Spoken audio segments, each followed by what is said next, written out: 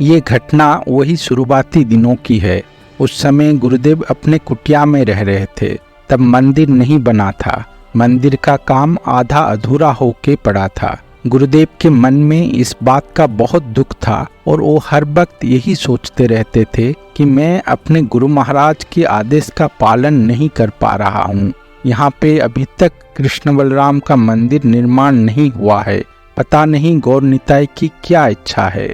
एक दिन जब गुरुदेव कुटिया के अंदर अपने खाट पे बैठे हुए थे, तब एक भक्त अंदर आके गुरुदेव को दंडवत प्रणाम करके बोले, गुरुदेव आपसे कोई मिलने आया है। गुरुदेव धीरे धीरे अपना सर घुमाकर देखते हैं तो उस भक्त के पीछे एक लड़का खड़ा है। गुरुदेव गौर से देखने की कोशिश करते हैं और फिर बोलते हैं, कौन है ये? भक्त गुरुदेव को कहते हैं, गुरुदेव ये अभय बाबू हैं, आपके पूर्वाश्रम के सबसे छोटे पुत्र। आप पहचाने नहीं?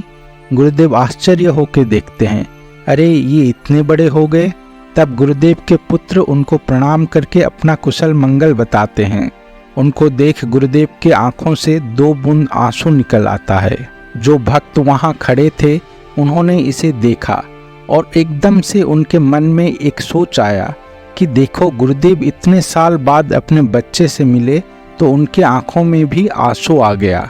उन्होंने इस घटना को अपने समसंगी 1-2 और भक्तों को बताया और भक्त सोचने लगे, गुरुदेव अपने लड़के को देखकर अपना आंसू रोक नहीं पाए।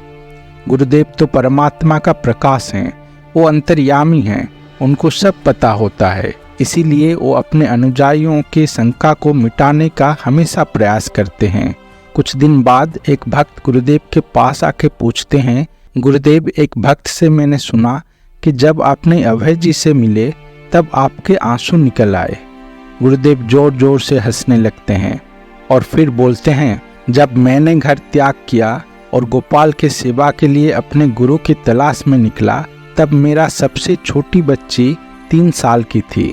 उसे ठीक से बोलना भी नहीं आता था। मेरे 7 बच्चे थे, 4 लड़के और 3 लड़कियां, सभी छोटे छोटे। मेरी माँ अत्यंत वृद्ध हो गई थी और मेरी पत्नी उनकी सेवा करती थी। मेरा सरकारी नौकरी था, शिक्षक था मैं। मेरी कमाई से ये पूरा परिवार चलता था। लेकिन गोपाल का आदेश हुआ, अब समय आ गया, घर छोड़ दो और संन्यास लो। तो मैंने घर छोड़ दिया।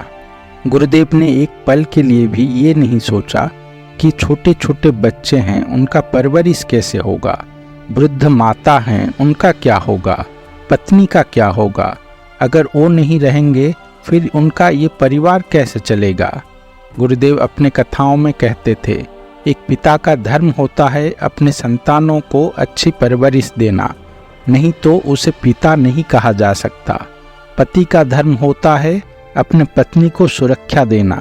अगर कोई ऐसा नहीं कर सकता तो उसको शादी करने का कोई अधिकार नहीं है। पुत्र का धर्म होता है अपने माँ बाप की सेवा करना। जो ये नहीं करता वो पुत्र नहीं कुपुत्र कहलाता है। फिर गुरुदेव ने कैसे अपने इन तीनों धर्म का त्याग कर दिया, इसका उत्तर भी गुरुदेव अपने कथाओं में ही देते हैं। भगवान कृष्ण ने गीता में कहा है, सर्वधर्मान परित्यज्य, सारे धर्म को छोड़ दो और मेरे शरण में आ जाओ।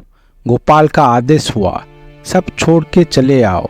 तो मैंने अपना सारा धर्म छोड़ दिया। लेकिन भगवान कृष्ण कहते हैं कि माँ शुचः, शोक मत करो, अहम त्वाम सर्व पापेभ्यो मोक्षयिष्यामि, मैं तुम्हें सारे पापों से मुक्त कर दूंगा। गोपाल ने बोला, इनकी चिंता मत करो, मैं उनका ख्याल रखूंगा। तुम बस गृहस्थ आश्रम का त्याग करके संन्यास आश्रम ग्रहण करो। गोपाल का आदेश सर्वोपरि है, बाकी सब अपना धर्म कर्म सब कुछ उसके बाद आता है। इसीलिए उस दिन मैंने अपना घर बार सब छोड़ दिया। इतने सालों बाद आज जब मैंने अभय को देखा कि वो लोग इतने बड़े हो गए हैं और जीवन के संघर्ष में सफल हुए हैं, तब मुझे गोपाल याद आ गए। वो कितने दयालु हैं अपने तुच्छ भक्त के प्रति। जो उन्होंने कहा था वो सब उन्होंने पूरा किया। गोपाल की करुणा असीमित है। अगर मैं खुद घर ना छोड़ता और उनके साथ रहता तो भी मैं उनकी इतनी अच्छी परवरिश नहीं कर पाता जितना सुंदर से गोपाल ने उनको पाला है। गोपाल की यही करुणा देख मेरे आंखों से आंसू निकल आया।